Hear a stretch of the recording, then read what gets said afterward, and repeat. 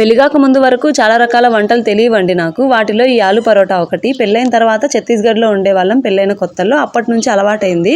ఏదైనా మా ఆయనకు ఆలు రెసిపీస్ అంటే ఇష్టం కాబట్టి కొత్తగా చూస్తూ ఈ నార్త్ ఇండియన్ ఫుడ్డే అనమాట ఇది అలవాటైపోయింది. అప్పుడైతే ఎలా చేసేదాన్నంటే జస్ట్ బంగాళాదుంపలు ఉడకబెట్టిన తర్వాత మెత్తగా చేసి అందులోనే ఆనియన్స్, పచ్చిమిర్చి, గరం మసాలా, ధనియా పౌడర్ అన్నీ వేసేసి ఆ ముద్దని చపాతి పిండిలో పెట్టి రోల్ చేసేదాన్ని. నిన్న కొంచెం కొత్తగా ట్రై చేశాను. మీరు ఒకసారి ఇలా ట్రై చేయండి, చాలా బాగా కుదిరినాయి.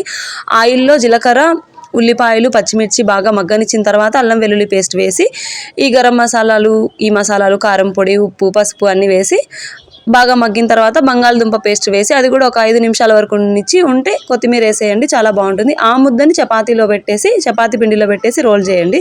చాలా బాగా కుదిరిందండి. సైడ్ డిష్గా ఏమీ అవసరం లేదు, ఉంటే సాస్తో తినొచ్చు లేదా రైతాతో తినొచ్చు. ఈ వీడియో ఎలా అనిపించిందో కామెంట్ చేయండి, లైక్ చేయండి, నచ్చితే సబ్స్క్రైబ్ చేసుకోండి. మీరు ఎప్పుడైనా